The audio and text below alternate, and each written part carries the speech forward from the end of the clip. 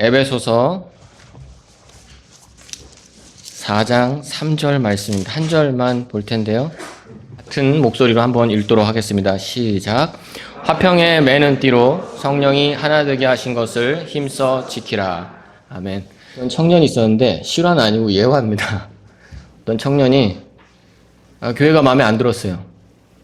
그래서 목사님을 찾아가서 상담을 합니다. 목사님, 저는 교회가 마음에 안 들어서 교회를 좀 옮겨야 되는데 좀 다른 교회를 찾아야 될 것 같습니다. 좀 좋은 교회 어디 없을까요? 근데 목사님이 뭐가 그렇게 안 좋습니까? 이 청년이 목사님이 좀 설교도 시원찮고 뭐 집사님들도 너무 또 능력이 없는 사람들이 뭐 그런 것 같고 성도들도 맨날 뭐 자기 이속만 차리고 서로 뭐 배려도 없고 저는 이 교회가 참 마음에 안 들어요. 좀 좋은 교회 어디 없습니까? 라고 물어봤습니다. 그랬더니 그 목사님이 뭐라고 하셨냐면 형제님은 좋은 교회를 찾을 수가 없을 겁니다. 왜요? 그랬더니 형제님이 가게 되면 그 교회가 나쁜 교회가 될 거거든요. 라고 했다고 합니다. 여러분, 좋은 교회 찾는 게 좋은 일이죠? 그렇죠? 복된 일이죠. 그럼 제가 질문 하나 드려보겠습니다. 여러분은 좋은 교회를 만나셨습니까? 네. 대부분 아멘 하신 것 같은데 우리 교회가 좋은 교회라고 생각하십니까? 네, 그게 여러분에게 복이 될 줄로 믿습니다. 이처럼 교회가 좋고 교회가 소중하고 참 이 교회가 귀한 것이죠. 그런데 여러분 오늘 아침에 교회 갈 생각을 하시면서 이 기쁨과 기대가 있었습니까? 막 넥타이 매시고 또 화장하시면서 오늘은 어떤 말씀을 들을까? 오늘은 또 어떤 교제를 할까? 오늘은 어떤 찬송을 드릴까? 이런 생각하시면서 기쁨과 기대가 있었냐는 거죠. 네, 아멘. 아니면 혹시나 어떤 이유에서 불편하거나 또는 오늘 교회 오는 것을 몹시 꺼려했거나 고민하진 않으셨습니까? 그런 경우가 있을 수도 있죠. 그런 일이 없길 바랍니다만 때때로 우리는 교회 가기 싫다는 생각을 한 번쯤 아니 몇 번쯤 해봤을지도 모르겠습니다. 뭐 지그시 웃으시는 분들도 계신 것 같은데요. 부끄럽지만 저 역시 저도요. 예전에 그런 마음이 들었던 때가 있었습니다. 어쩌면 우리는 여러 가지 이유들로 마음의 상처를 입거나 실족하게 되어서 교회가 재미없어지고 가기 싫어지고 또 더 심한 경우에는 교회를 떠날 생각까지 할 때도 있다는 거죠. 그러나 사실 교회는 우리에게 너무나 소중하고 꼭 필요한 것입니다. 맞습니까? 매우 중요한 것이죠. 예수님께서 승천하시기 전에 하신 말씀만 보더라도 우리에게 교회가 얼마나 중요한지 잘 알 수 있습니다. 마태복음 28장에 주님이 승천하시기 전에 뭐라고 했습니까? 제자들에게 마지막으로 당부하셨던 말씀이에요. 가서 가르치고 침례를 주고 내가 너희에게 명령한 모든 것들을 가르쳐 지키게 하라. 예수님께서 뭘 염두에 두고 말씀하셨겠습니까? 바로 교회예요. 예수님께서는 제자들을 마지막으로 보셨을 때 여러분들이 한번 생각해 보십시오. 제가 예를 들어서 아직 그러면 안 되지만 임종을 앞두고 있다고 한다면 저희 자녀들에게 무엇을 이야기하겠습니까? 내가 가장 가치 있게 생각하고 가장 중요한 이야기를 해주지 않겠습니까? 예수님께서 잠시 후면 승천하여서 이제 한동안 제자들을 다시 볼 수가 없어요. 그런 마지막 순간에 예수님께서 제자들에게 당부하신 내용이 무엇이었냐면 교회를 세우라는 겁니다. 교회를 통하여 내가 너희에게 명령한 것들을 가르쳐 지키고 또한 너희들 역시 교회에서 나를 기다리는, 교회에서 신앙생활하면서 다시 올 나를 기다리라는 거죠. 예수님께서는 마지막 당부로 제자들에게 교회를 말씀하셨습니다. 주님께서는 저희를 잘 아시기 때문에 이 교회를 주셨죠. 아마도 거의 확실합니다. 저는 만약에 교회가 없다면 주님을 기다리지 못할 것입니다. 저요. 뭐 여러분들은 각자 생각해 보시고요. 몇 달, 아니 몇 주도 안 돼서 저는 세상으로 돌아가 있을 겁니다. 교회가 없다면요.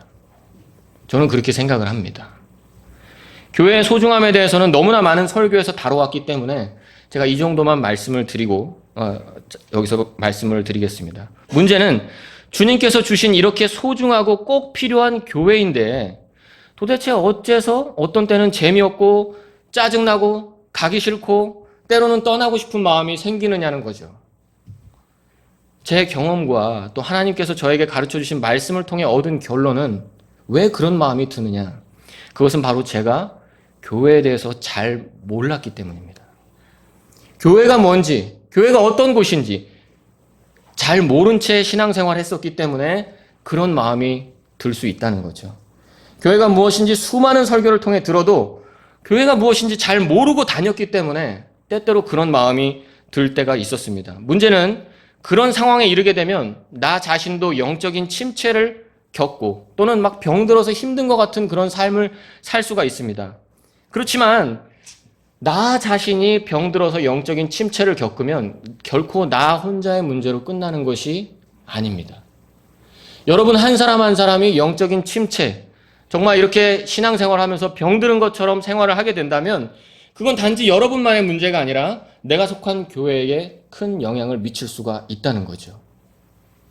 마치 이 몸에 혈액순환이 안 되면 막 어떻게 되겠습니까? 막 저리기 시작하고 뭐 붓기도 하고 여러 가지 질병이 생길 수가 있겠죠? 그런 것처럼 나 한 사람의 어떤 침체, 또 내가 건강하지 못할 때 생기는 문제들로 인해서 우리 교회가 점점 더 건강을 잃어가고 병들어갈 수도 있다는 것이죠.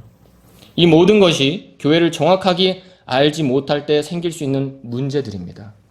반대로 정리해서 말씀드리면 우리 중에 누구도 교회를 완전히 이해할 수는 없겠죠. 하나님의 신비인데, 자, 성경을 온전히 이해하지도 못할 겁니다. 그렇지만 교회를 더 알면 알수록, 교회를 더 자세히 알면 알수록 신앙생활이 즐겁고 행복해집니다. 교회 가기 싫거나 재미없다는 생각이 점점 사라지게 되고요.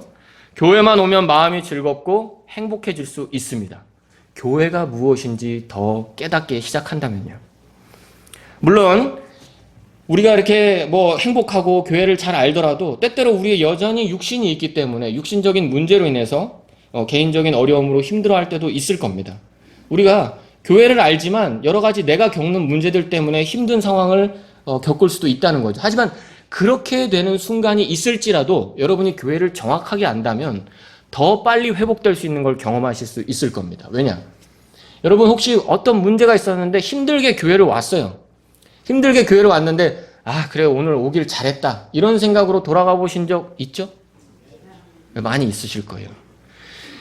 교회가 뭔지를 알면은 어찌됐든지 간에 교회로 더 오게 될 것이고 그러면 여러분이 가지고 있는 문제들을 이 교회 안에서 말씀과 교제와 하나님의 다루심, 성령님의 일하심 속에서 더 빨리 회복되는 것을 경험을 하게 될 것이라는 것입니다. 오늘 설교의 목적은 이 본문의 말씀을 통해 교회가 무엇인지를 살펴보고자 합니다. 이 에베소서 이 뒤에 말씀을 쭉 읽어보면요. 교회를 몸으로 말씀을 하시면서 교회가 장성한 분량에 이르러서 세워지는 걸 말합니다. 여러분 아이들이 또 우리 건강한 성인들도 마찬가지입니다.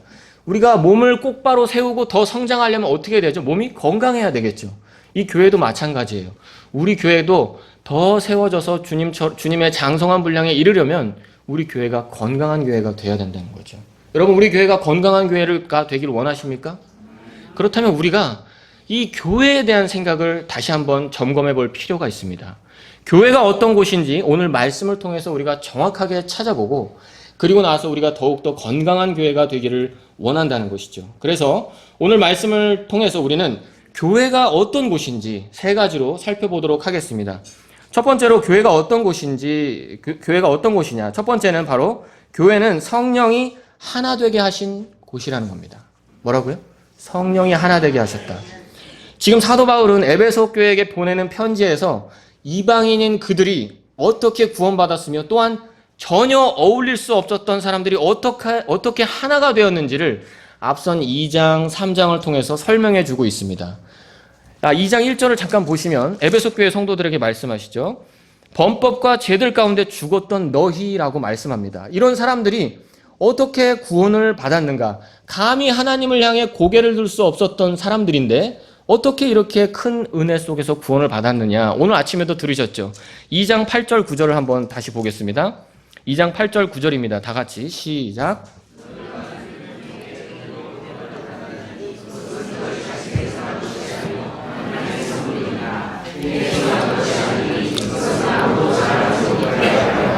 아멘. 자, 아들 예수님을 십자가에 달려 희생시킨 하나님의 은혜. 그 은혜가 나타나서 이 전혀 하나님을 향해서 나아갈 수 없었던 자들을 구원해 주셨다고 지금 말씀하고 있습니다. 자, 이 은혜, 바로 그리스도의 피로, 그러니까 십자가에서 그리스도께서 피 흘려 돌아가심으로 나타난 이 하나님의 은혜로 구원을 받게 되었죠. 자, 이 은혜야말로 우리에게 그래서 꼭 필요한 거죠. 그런데 이 그리스도의 피의 능력은 사실 상상을 초월하죠. 그 피를 통해 전혀 어울릴 수 없었던 사람이 하나를 이루게 만들어 주셨습니다. 우리를 구원받는 것뿐만 아니라 우리를 하나로 만들어 주신 게 바로 이 피의 능력이라는 겁니다. 원래 유대인은 이방인과 상종하지 않죠. 그렇죠? 유대인은 이방인을 어떻게 생각합니까? 개처럼 여기죠. 이방인은 유대인을 어떻게 여깁니까? 정말 특이한 민족, 좀 유별난 민족, 좀 별종 이렇게 여긴다는 거죠. 그래서 원래 그 둘은 상종하지를 않아요. 전혀 어울릴 수가 없던 사람들입니다. 자, 그런데 그 두 부류가 가까워지고 하나가 될 수가 있었습니다. 어떻게 그런 일이 가능했습니까? 13절을 한번 보십시오. 자, 13절입니다. 시작. 한때 멀리 떨어져 있던 너희가 이제는 그리스도 예수님 안에서 그리스도의 피로 가까워졌느니라.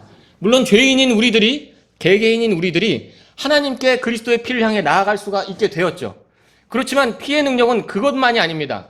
전혀 어울릴 수 없었던 이방인과 유대인을 하나로 묶어주셨다는 겁니다. 믿으십니까? 자, 그 피가, 예수님의 피가 전혀 어울릴 수 없는 사람을 하나로 묶어주셨는데 그때 사용하신 매개체가 뭐냐? 바로 교회라는 겁니다. 예수님의 피로 우리를 묶어주시는데 그 묶어주시는 그 묶는 틀이 뭐냐? 바로 지역교회라는 것입니다. 바로 예수님의 피로 이런 일들이 가능하게 되었습니다. 여러분, 그리스도의 피의 능력을 믿으십니까?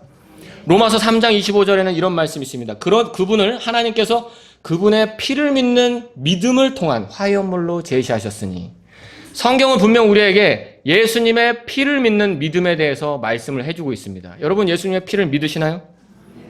저도 믿고 있습니다. 물론 피의 가장 큰 역할은 죄를 씻어주셔서 회개하고 믿는 자들을 구원에 이르게 하는 능력이 있죠. 바로 예수님의 피에는 그런 능력이 있습니다. 하지만 그것만이 아니라 예수님의 피는 똑같습니다. 그 피로 우리 교회를 사셨다고 분명히 성경은 말씀하고 있습니다. 사도행전 20장 28절에 하나님의 피값으로 사신 교회라고 말씀하고 있다는 것이죠. 즉 예수님의 피로 우리 교회를 사셨다는 겁니다. 여러분, 이 피를 믿으십니까? 저는 여러분에게 이 피를 믿느냐는 지금 질문을 드리는 겁니다. 나를 구원하신 예수님의 피를 믿는다면 또한 이 교회를 세우신 것 또한 그 동일한 피였다는 것을 믿느냐는 거죠. 여러분, 마라나타 침례교회는 2006년도에 창립을 했습니다. 이제 이번 달에 창립 13주년을 맞이하죠. 하지만 이 마라나타 침례교회는 2006년도에 창립했지만 그때 모인 창립 회원들에 의해서 세워지지 않았습니다. 그리고 담임 목사님에 의해서 세워진 것도 아닙니다. 그러면 어떻게 세워졌느냐? 바로 2000여 년 전에 예수님께서 십자가에 흘리신 그 피로, 우리를 구원할 때 흘리셨던 그 동일한 피로 2000여 년 후에 인천에 마라나타 침례교회를 세우셨다는 겁니다. 이 사실을 믿으십니까? 여러분, 구원 받으신 분들 많이 계시죠? 구원 받으셨습니까?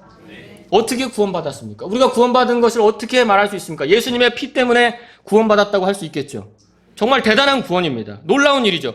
우리 스스로 얻을 수 없는 것이기 때문에 은혜로 주셨다고 오전에도 들었지 않습니까? 귀한 선물을 받았습니다. 만약 여러분에게 그런데 구원이 없다고 생각해 보십시오. 여러분에게 소망이 있겠습니까? 우리에게 이런 놀라운 은혜를 주신 예수님의 피, 그 동일한 피가 또한 우리에게 이 교회를 주셨다는 겁니다. 그러니까 우리는 얼마나 이 교회를 귀하고 소중하게 여기고 있습니까?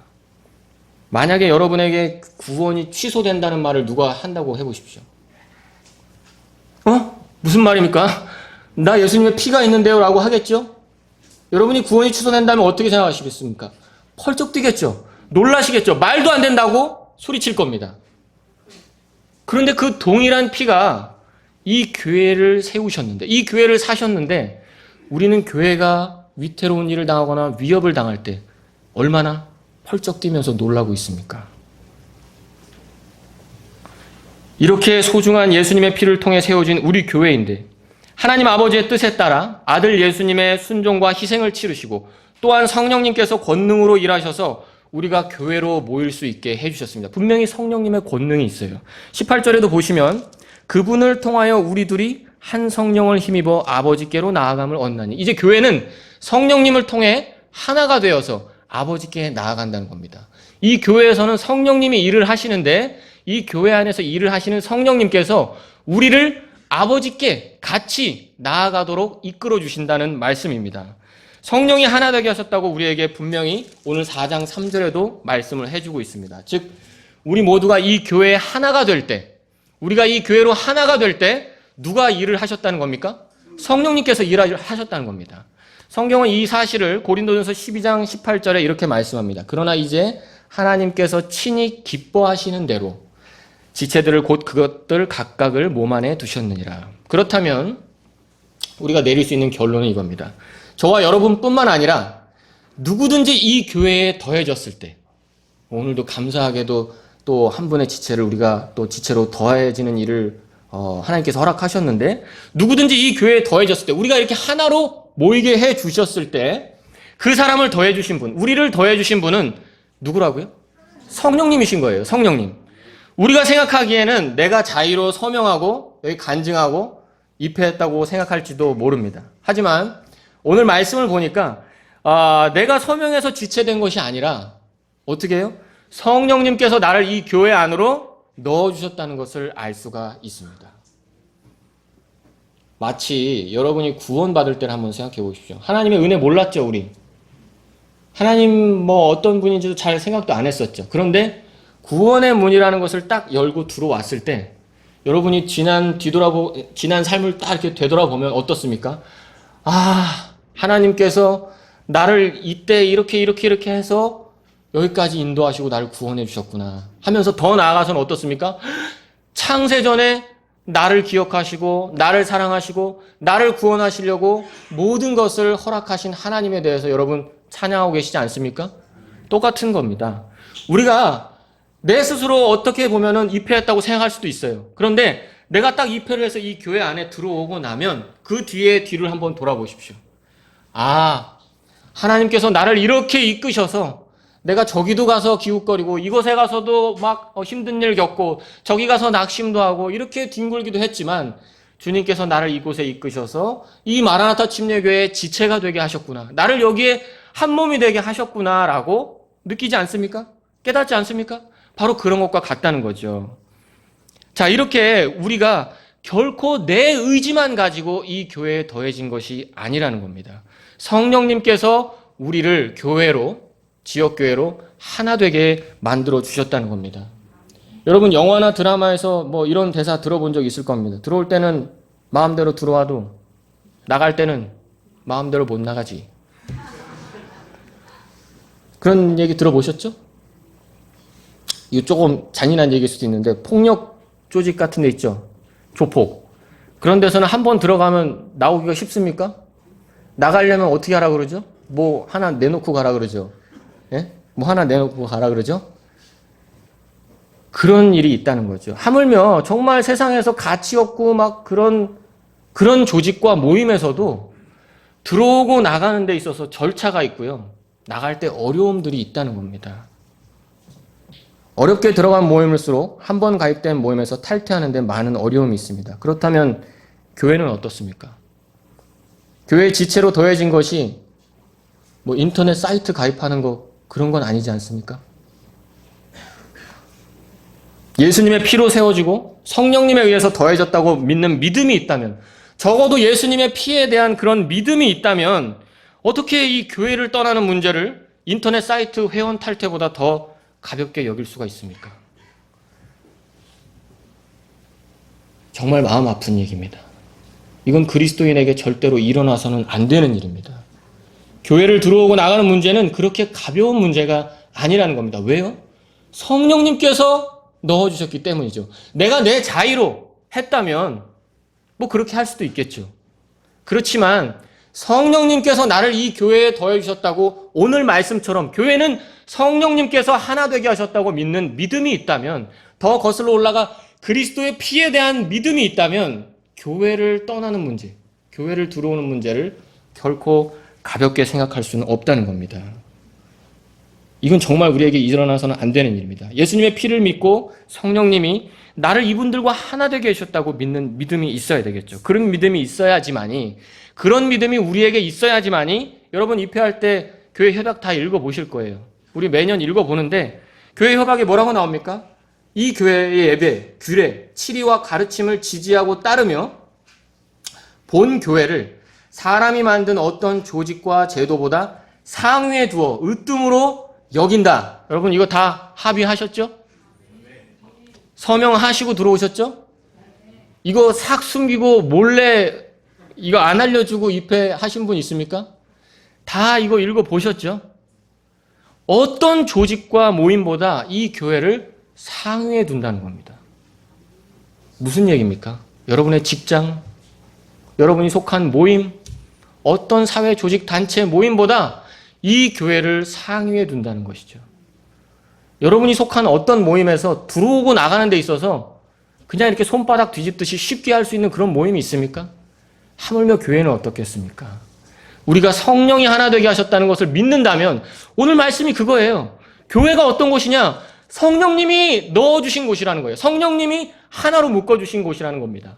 그렇다면 이 교회를 들어오고 나가는 문제는 우리가 매우 심각하고 존중하면서 다뤄야 될 문제가 된다는 겁니다. 우리는 우리를 구원하신 동일한 피, 동일한 성령님의 권능이 우리를 교회로 하나 되게 하셨다는 것을 믿고 있겠죠? 그럼 거기에 맞게 행동을 해야 됩니다. 같은 값인데, 같은 피를 흘리셨는데 구원이 소중한 만큼 교회도 소중히 여겨야 됨이 마땅합니다. 절대로 내가 잘해서 들어온 게 아니에요. 여러분 가운데 어떤 분들은 교회를 정하려고 설교도 여러 번 들어보고, 목사님이 어떤 말씀 하시나, 목사님이 설교를 잘 하시나도 살펴보고, 또 교회 분위기가 어떤가 살펴보고, 이렇게 하신 분들 많을 겁니다. 예, 필요한 일입니다. 그렇게 하셔야 돼요.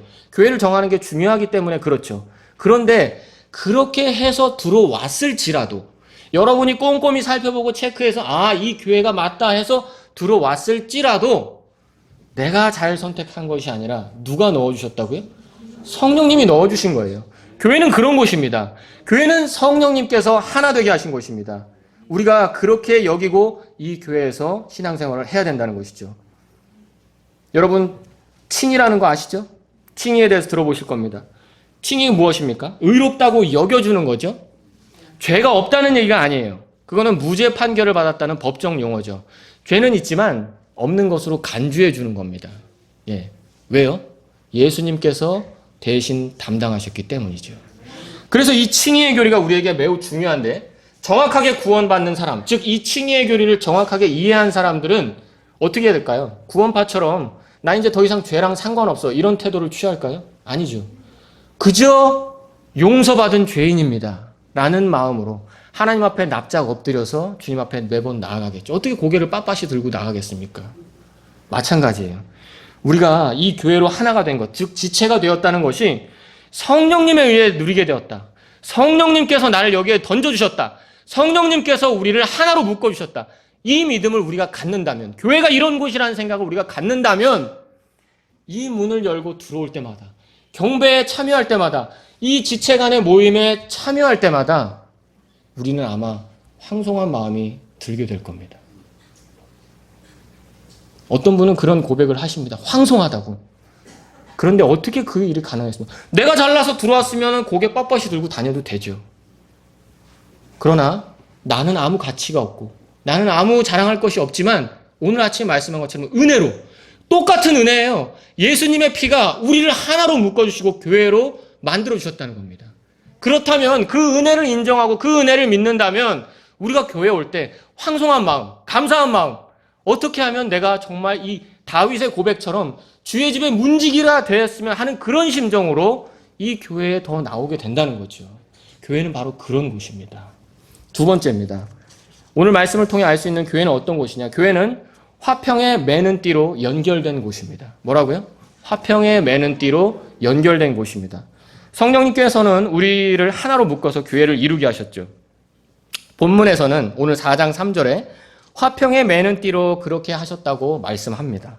우리 각자가 이 교회에 더해질 때 우리는 서로서로 화평에 매는 띠로 연결시키신다는 겁니다. 우리가 눈에 보이진 않지만 우리가 이렇게 그 연결되어 있는 띠가 있다는 거예요. 자, 이 띠로 연결한다고 하는데 여기서 주목해 볼 단어는 주목해 봤으면 하는 것은 화평과 띠라는 단어예요. 먼저 본문에서 이 화평이라는 단어는 영어로 이제 peace라고 되어 있죠. 평화인데 이게 이제 사람들 사이에서 쓰일 때는 불화가 없다라는 뜻이에요. 불화가 없다. 불화. 불화 뭐죠? 서로 화합하지 못하거나 서로 사이좋게 지내지 못한다는 뜻이에요. 불화가 없다라는 뜻이죠. 그러니까 화평은. 즉 교회는 서로 화합하지 못하거나 사이좋게 지내지 못할 것이 없는 것으로 하나가 되었다는 것입니다. 따라서 매우 쉽게 정리를 해보면 절 보세요. 이렇게 모인 우리 교회는 보이지 않는 고리로 연결이 되어 있는데 그건 뭐냐면 쉽게 정리하면 우리 모두는 서로 사이가 좋아야 하고 늘 화합해야 합니다. 뭐 아멘 힘드세요? 고리가 안 보여서 그러세요? 우리 모두는 서로 화합하고 늘 사이가 좋아야 된다는 거죠. 바로 그걸 말씀하는 거예요. 이게 교회의 전제 조건입니다. 교회는 어느 정도 시간이 지나서 뭐 성도들이 좀 성장하고 수가 늘어나고 교회 형편이 좀 피고 뭐 말씀으로 좀 더 양육을 받고 나서 이렇게 화평한 게 아니라 전제 조건이에요. 교회는 시작될 때 성령님께서 이렇게 묶어가지고 시작이 되는 건데 그게 바로 서로 사이가 좋고 늘 화합하는 고리로 묶어주셨다는 겁니다. 교회는 그런 곳이에요. 특별한 곳이죠. 세상 어디에도 이런 모임이 없어요. 또한 두 번째로 이 띠라는 단어를 한번 생각해 보겠습니다. 이 단어가 가진 의미 중에 성경이 쓰여질 당시에 이 단어가 쓰인 용례들을 살펴보면 이런 의미들을 표현할 때 쓰였어요. 예를 들면 함께 투옥되다라는 의미를 표현할 때 쓰입니다. 또 이 단어는 인간관계에서 사용될 때는 같은 운명, 같은 편, 도움, 지원 이런 걸 쓸 때 쓰여졌던 단어예요. 이 띠라는 단어가. 자, 정리해보면 여러분은 저도 마찬가지고요. 우리들은 서로 사이좋게 화합하라는 감옥에 함께 갇혀 있는 겁니다. 이렇게 이해할 수가 있겠죠? 감옥에 갇히면 자유가 없죠. 마음대로 못해요. 나갈 수도 없어요.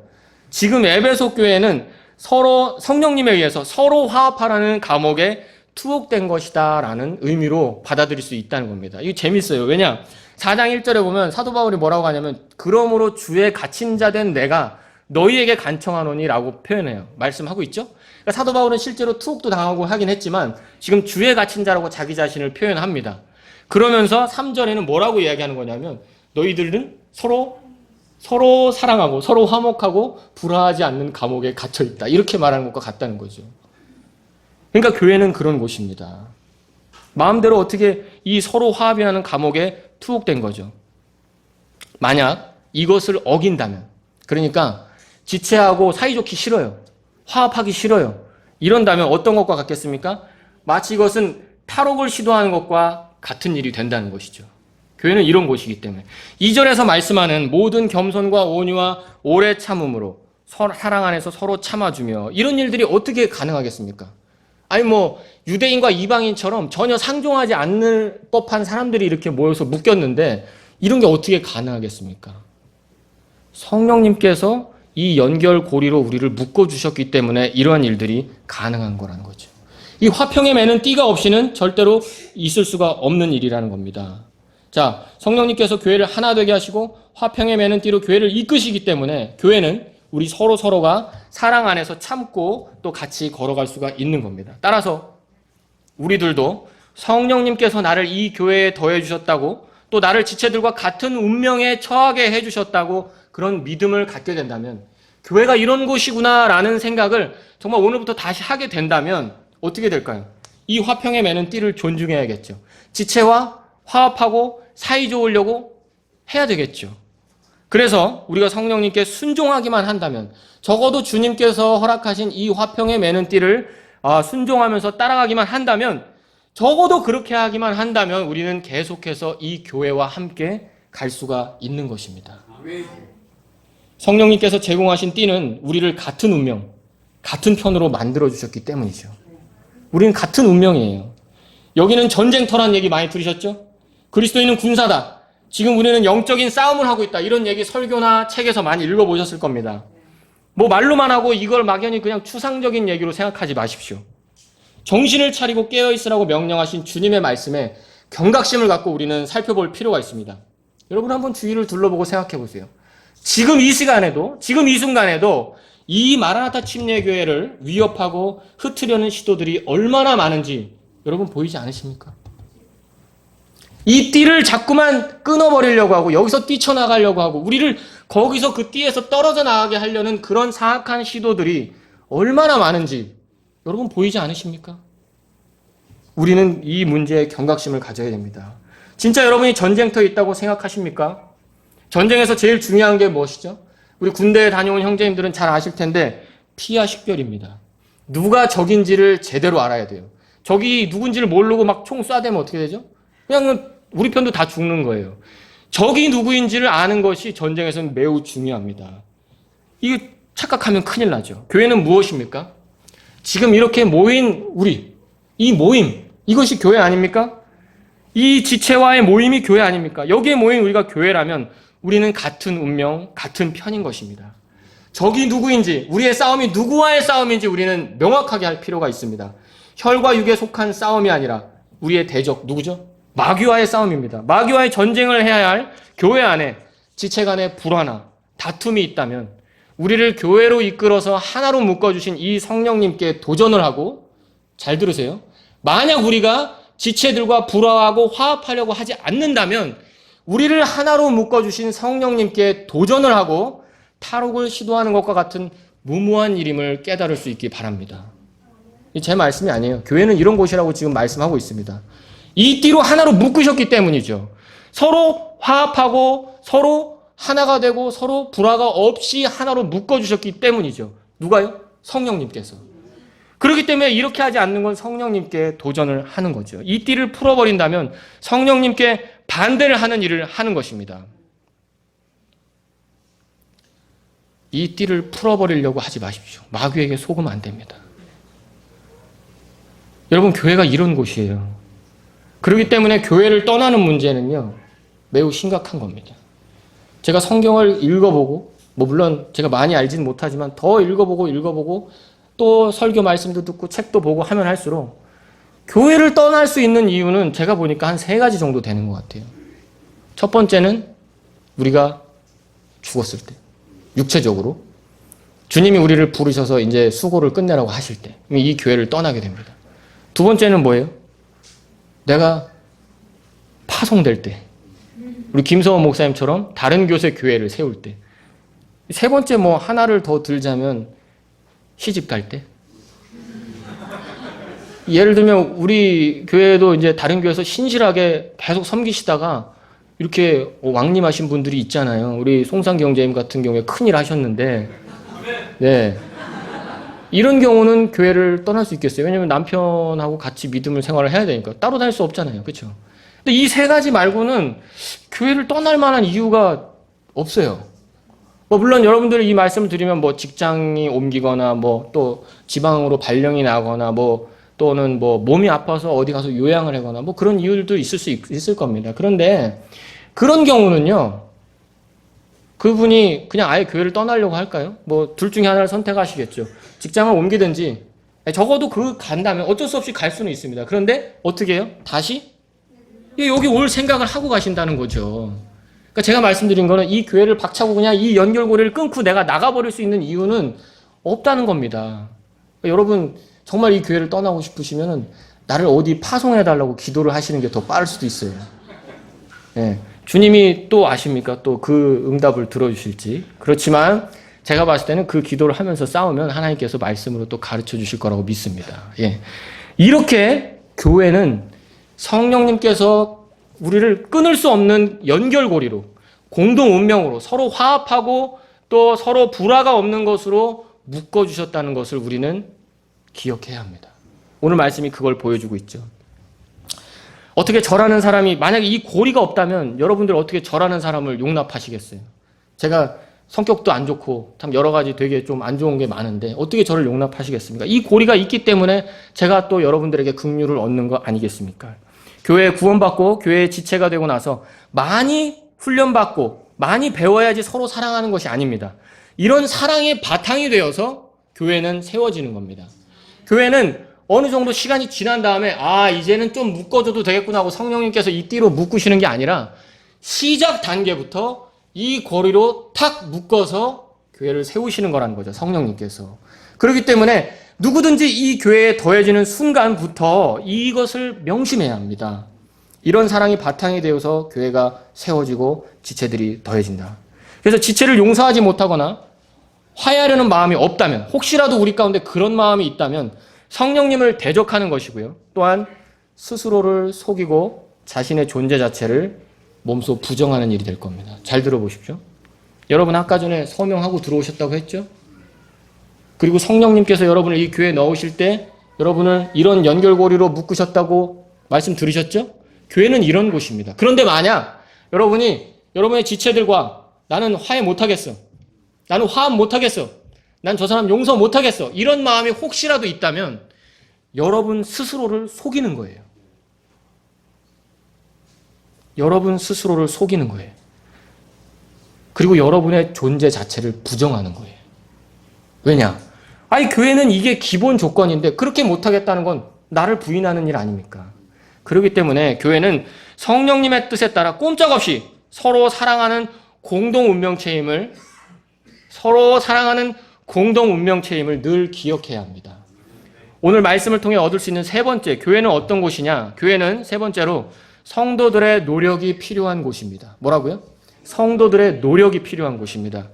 우리는 교회를 정확히는 앞에서 말씀드린 것처럼 성령이 하나 되게 하신 것, 그리고 화평에 매는 띠로 연결하신 것, 이런 것들을 힘써 지켜내야 됩니다. 나와 지체들은 서로 사랑하는 같은 편이라는 것을 항상 기억하고 지켜내야 된다라는 말씀이겠죠. 4장 3절에 보면 힘써 지키라라고 마지막에 말씀하잖아요. 그렇죠? 자, 성경의 많은 부분에서 하나님께서 우리를 지키시고 보존하시고 보호하신다는 말씀들을 볼 수 있습니다. 많이 그런 말씀들을 우리가 찾을 수 있는데 당연히 주님의 교회 역시 주님께서 어떻게 하실까요? 보호하시겠죠. 보존하시겠죠. 우리들을 지키시겠죠. 성도들을 주님께서는 지키십니다. 자, 오늘 말씀은 우리에게 지체들로서 그런데도 불구하고 주님이 지키시지만 지체들로서 교회를, 그리고 성령님께서 화평에 매는 띠로 하나 되게 하신 것을 힘써 지키라고 명령하십니다. 우리들에게 힘을 써서 지키라고 명령하십니다. 이건 분명히 우리 각자 사람들에게, 우리 지체들에게 해야 할 일이 있음을 주님께서는 말씀을 해주고 계시는 겁니다. 주님의 은혜로 우리가 교회를 이루었지만 지체된 자들로서 우리가 힘써야 될 부분들이 분명히 있다는 겁니다. 여기서 힘써라는 단어를 한번 주목해 보시기 바랍니다. 이 힘써라는 단어는 당시의 언어가 쓰인 그 용례들을 살펴보면 이런 것들을 표현할 때 쓰였어요. 진지하고 공손하게 하다, 또는 끈기 있는 관심과 참여, 이런 의미들을 표현할 때 이 힘써라는 단어가 쓰였어요. 이 당시에는. 자, 그래서 이 단어를 딱 들었을 때는 그런 것들을 연상해 볼 수 있다는 겁니다. 앞에서 말씀드린 것들을 우리가 지켜나감에 있어서 우리가 이런 것들을 지켜나가야 되는데, 그렇게 할 때 우리는 어떻게 해야 되느냐? 항상 서둘러서 해야 돼요. 서두르고 진지하고 공손하게 하고 끈기 있는 관심과 참여를 보일 때 이 힘써라는 단어를 썼기 때문에 우리가 이 교회를 지키는 일에 있어서 항상 서두를 필요가 있다는 겁니다. 서둘러서 해야 된다. 이게 무슨 말일까요? 그냥 막 마음을 급하게 하고 이래야 된다는 걸까요? 항상 최우선적으로 이 교회를 생각해야 됩니다. 우리 마음이 이것들을 지키는 일에 항상 최우선적으로 교회를 생각해야 한다는 거죠. 성령님께서 나를 이 교회의 지체로 넣어주셨다면 우리가 이 귀한 것들을 지켜내는 데 있어서 마음만 있으면 되는 것이 아닙니다. 마음은 물론 필요하고요. 마음을 먼저 드리지만 실질적인 행동으로 이 교회를 우선적으로 하는 일들이 우리에게 필요합니다. 일을 구하거나 집을 구할 때 어떻게 해야 될까요? 교회를 생각하고 결정을 해야겠죠. 또한 이 교회의 행사들은 어떻습니까? 대부분 연간 계획에 의해서 다 알려드리고 이렇게 진행이 되죠. 그렇기 때문에 우리의 크고 작은 일들을 이 교회 행사에 맞춰서 개인 일정들도 조정하는 일이 필요하겠죠. 성령님께서 주신 것은 우리가 서둘러서 최우선적으로 지켜내야 되기 때문이죠. 이걸 최우선적으로 해야 된다는 겁니다. 교회를 지켜내는 데 있어서 우리가 최우선적으로 힘을 써야 된다는 말씀입니다. 이 교회에서 우리는 또한 성령님이 하나 되게 하신 이 교회에서 우리는 이 모임 안에서 항상 진지하고 공손하게 행동할 필요가 있습니다. 이 힘쓰다는 단어를 들었을 때 이 당시 사람들은 이러한 것들을 연상할 수가 있는 거예요. 서둘러서 하라고? 또는 뭐 진지하고 공손하게 하라고? 또는 이렇게 항상 최우선적으로 하라고? 이런 식으로 이해를 했다는 거죠. 그래서 우리가 이 교회를 지켜내는 데 있어서 항상 진지하고 공손하게 할 필요가 있습니다. 서로 참으라, 서로 용서해라 이런 말씀만 앞세울 것이 아니라 내가 먼저 지체에게 진지하고 공손한 태도로 대하는 것이 이 모임을 지키는 데 꼭 필요한 자세가 되는 것입니다. 또한 끈기 있게 관심과 참여로 지켜내야 합니다. 분명히 우리가 해야 할 부분이 있기 때문에 주님께서는 지금 지켜내라고 명령을 하고 계신 거예요. 교회는요, 입회하고 가만히 있으면 알아서 해주는 곳이 아닙니다. 물론 먼저 믿으신 분, 먼저 더해지신 분들이 새로 들어온 분들을 더 돌아보고 섬기고 이끌어줘야 되겠죠. 그렇죠? 그렇죠? 아까 도와주신다고 다 박수 치고 그렇게 해야 되죠. 교회는 그런 곳이 맞습니다. 하지만 그렇다 할지라도 그게 맞지만 교회 입회하신 분이 가만히 있으면 시간이 흐르는 대로 저절로 이렇게 잘 성장하는 것은 아니라는 거죠. 교회는 성도 한 사람 한 사람의 관심과 참여가 필요합니다. 여기에 성경은 다른 단서를 붙이지 않아요. 그냥 성령이 하나 되게 하셨는데 힘써 지켜내라. 그냥 그것일 뿐이에요. 단순하고 쉬운 말씀이에요. 여러분이 지체입니까? 지체라면 이것을 힘써 지키는데 여러분이 최선을 다해야 됩니다. 시간이 지난 뒤에 말씀을 더 배우고 어느 정도 경지에 이르러서 또는 좀 몇 년 지나서 이렇게 하는 것이 아니라 교회의 지체로 성령님께서 묶어주셨다면 그 순간부터 힘써 지켜내는 것, 즉 성도들의 노력이 필요한 곳이 바로 교회입니다. 교회는 성도들이 열심히 노력하고 힘을 써야 되는 곳이 바로 교회라는 겁니다. 그렇다면 지체가 된 그 순간부터 교회 일에 끈기 있게 관심과 참여를 보여야 됩니다. 여러분이 이 교회에 더해주셨다고 성령님께서 더해주셨다고 믿는다면 여러분도 더 다가가십시오. 더 참여하십시오. 더 관심을 내시고 더 열심을 내십시오. 부끄러워할 거 있습니까? 여기서 간증하실 때가 제일 많이 떨고 막 그러시던데 부끄러울 거 있습니까? 우리 안에 우리보다 더 심한 부끄러움을 다 감당하고 참아내신 예수님이 계시다면 또 지극히 높은 곳에서 이 낮은 땅으로 죄인들을 찾아서 누구보다 더 많이 다가가신 분이 우리 안에 계시다면 우리가 지체로 더해주신 그분을 믿는다면 더 다가가고 더 참여하고 더 관심 있게 더 함께하는 것, 그것이 무엇이 어려운 일이 되겠습니까? 여러분 더 열심을 내십시오. 우리가 망설일 필요 없이 더 적극적으로 다가가야 합니다. 모임에도 할 수만 있다면 적극적으로 참여하셔야 됩니다. 성도들의 노력이 필요한 곳이 교회예요. 가만히 있으면 저절로 되는 곳이 절대 아니라는 겁니다. 힘써 지키라는 말씀을 들을 때마다 우리 각자 성도 한 사람 한 사람이 더 힘을 내서 더 열심히 더 최우선적으로 이 교회의 모임과 이 교회를 지켜내는 데 있어서 힘을 다해야 하는 곳이 바로 교회라는 것입니다. 서로에게 관심을 갖고 기도하고 적극적으로 참여하십시오. 그리고 어떤 일이든 맡겨진다면 최선을 다해서 임해야 됩니다. 누가 멍석을 깔아줘야지 하는 게 아닙니다. 등을 떠밀어야 하는 것이 아닙니다. 교회의 필요를 살피고 내가 먼저 할 일들을 찾아보는 것이 필요합니다. 여러분 교회를 몸으로 말씀하시죠? 몸이 어떻습니까? 여러분의 몸을 잘 아시죠?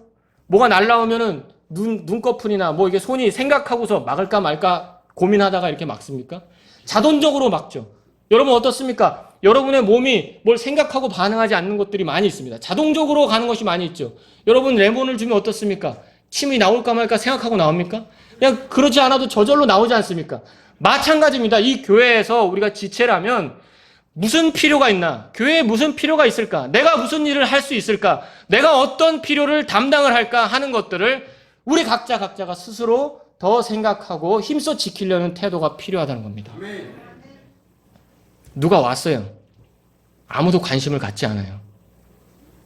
그것은 몸의 역할을 제대로 하는 것이 아닙니다. 적어도 우리가 이러한 말씀에 따라 교회가 이런 곳이구나. 내가 교회를 세우는 데 있어서 교회가 힘써 지켜야 되고 내가 최우선적으로 하고 내가 적극적으로 다가가서 해야 되는 일들이 있구나라고 생각을 한다면 교회가 이런 곳이구나라는 것을 믿는다면 누군가가 왔을 때 목사님이 일일이 쫓아다니면서 형제님 좀 교제 좀 하세요. 또는 집사님들이 찾아다니면서 형제님 저분 나이가 비슷한 것 같은데 좀 하세요. 이렇게 하지 않아도 몸이니까 뭐가 자동적으로 들어왔으면 어때요? 아니 뭔가 반응이 있겠죠. 우리 각자 한 사람이 내가 무슨 역할을 맡을까? 내가 여기서 어떤 일을 담당할까? 내가 어떤 것을 할까? 이런 것들을 고민하고 생각하고 실행에 옮겨서 힘써 지키는 일들이 필요하다는 겁니다. 이것은 아이들로부터 어른들까지 아무 상관이 없어요. 다 똑같아요. 학생들도 마찬가지예요. 누군가 여기 학생들이 왔다면 학생들 왜 가만히 있습니까? 더 다가가세요. 새로운 사람이 왔으면 그것을 우리가 소화할 수 있도록 몸으로서 자동적으로 움직여서 힘써 지켜야 됩니다. 성도님들도 마찬가지예요. 우리 비슷한 연령들이 왔다면 가서 다가가서 도와주고 이끌 수가 있겠죠.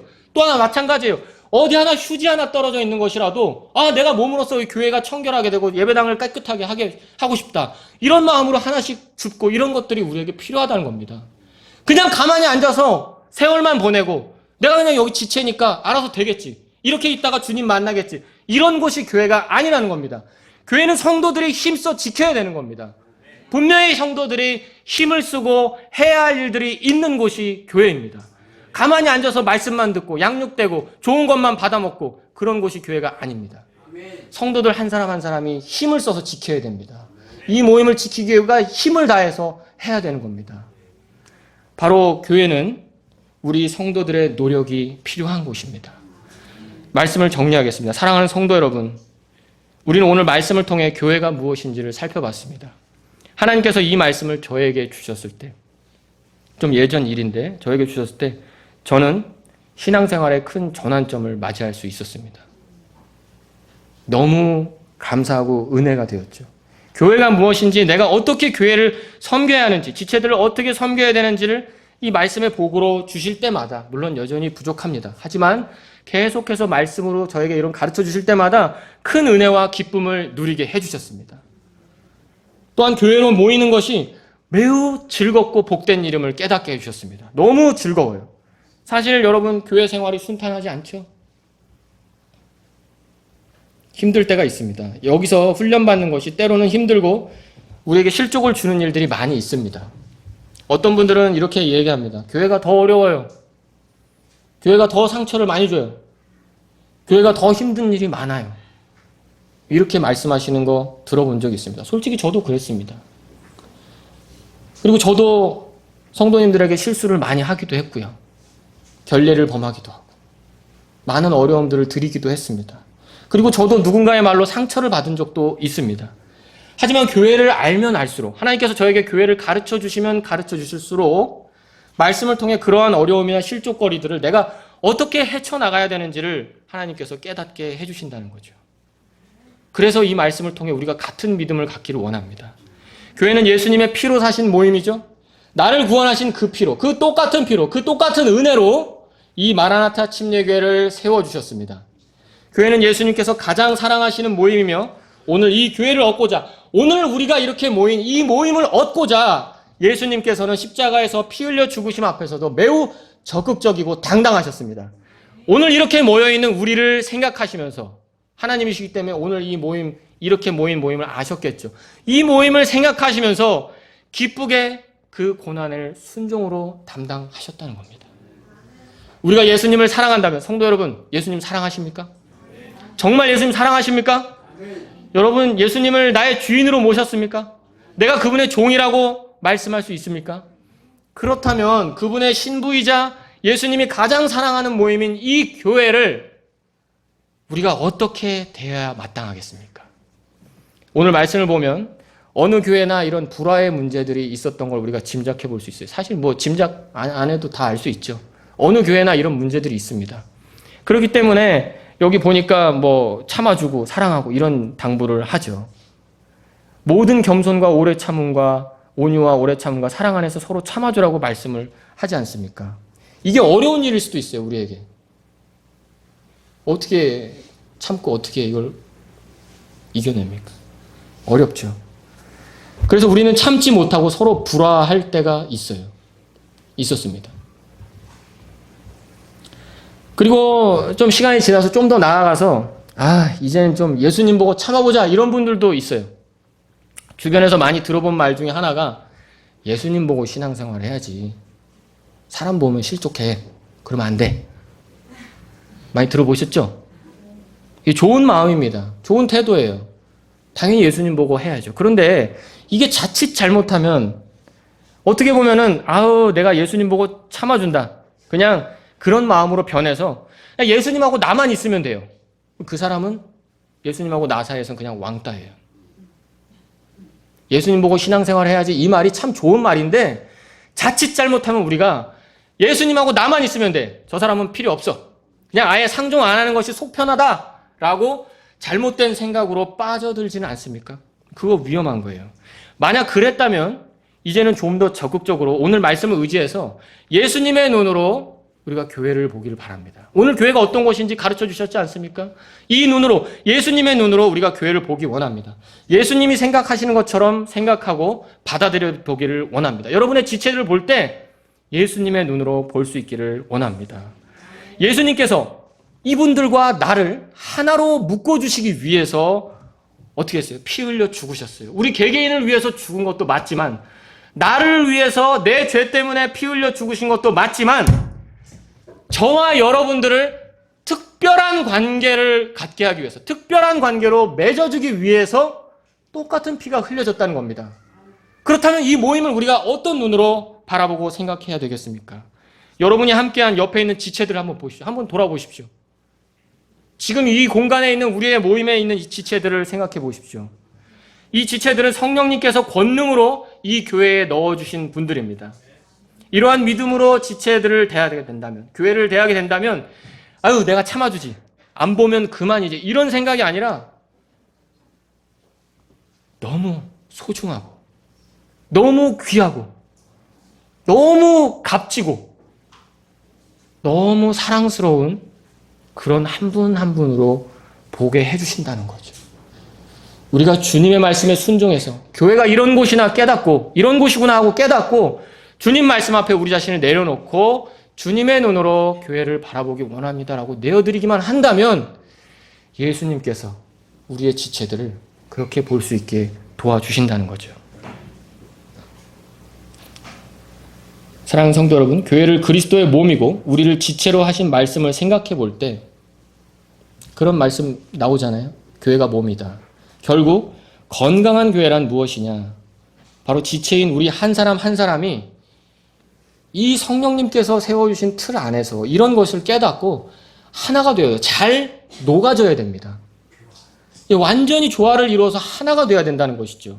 그러려면 우리 자신이 교회가 무엇인지를 정확히 아는 일들이 더 필요하고 정확하게 알고 믿어야 됩니다. 우리가 이 동일한 생각으로 같은 믿음을 갖고 같이 하나를 이루고 일치를 이루어야 완전히 녹아진 상태에서 건강한 교회가 될 수 있다는 것이죠. 우리 교회가 건강한 교회가 되기를 원하십니까? 정말 원하십니까? 그렇다면 우리가 교회가 어떤 곳인지를 정확하게 믿고 완전히 하나가 되어서 주님이 바라보시듯이 교회를 바라보며 하나 되기를 원합니다.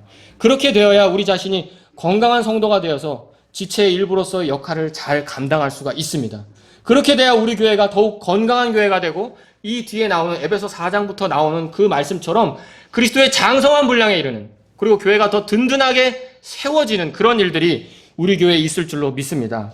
아울러 우리 모두가 더욱더 이 교회 중심으로 행복한 신앙생활, 정말 더욱더 주님의 은혜를 풍성히 누리는 그런 신앙생활을 하게 될 줄로 간절히 믿습니다. 또 그렇게 바랍니다. 제가 목회를 하면서도 수년간 이렇게 성도들을 지켜볼 때 구원은 받았어도 정말 큰 문제가 뭐냐면 교회를 모른다는 겁니다.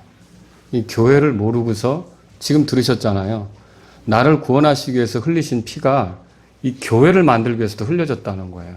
근데 그거를 너무 몰라요. 성경에 있는데도 모르는 거예요. 그리고 이 교회로 더해지는 게 가벼운 일이 아닙니다. 성령님께서 이끄셔서 여기 온 거예요. 고린도전서 12장에는 하나님이 자신의 기뻐하시는 뜻에 따라 몸 안에 지체들 각각을 두셨다고 돼 있어요. 내가 여기 있는 게 그냥 내가 찾아서 왔다고 생각할지는 모르지만 결국은 하나님께서 나를 여기 두신 거거든요. 근데 이걸 굉장히 가볍게 생각해요. 우리가 하나님을 존중한다고 생각하면서, 그런데 그 부분에 대해서는 내가 이렇게도 저렇게도, 사실 그래서 오늘 만약에 교회를 떠날 일이 있다면 성령님께서 혹은 하나님께서 여기 나를 인도하셨는데 내가 이제 떠나도 되는지 정말 진지한 재가가 필요하다는 거죠. 근데 그런 것도 없이 나는 기분에 따라, 생각에 따라 얼마든지 그런 것들을 해나가려고 하는 거죠. 그리고 이 교회는 뭐예요? 감옥에 갇힌 것 같다 그랬죠? 여러분 좀 불편합니다. 감옥이 뭐 편하겠어요? 근데 사랑의 띠로 이렇게 함께 묶어놓은 게 교회예요. 그러다 보니까 불편한 게 많이 있는 거죠. 근데 그 속에서 어때요? 그래도 사랑의 띠로 있기 때문에 어때요? 오해도 풀어가고 이렇게 이해가 돼가고 서로 세워져 가면서 형제 사랑이라는 게 나타나서 이 사람들이야말로 주님의 제자구나 이런 것들을 비춰줄 수 있는 거 아닙니까? 그래서 우리가 오늘 교회에 대해서 너무 몰라요.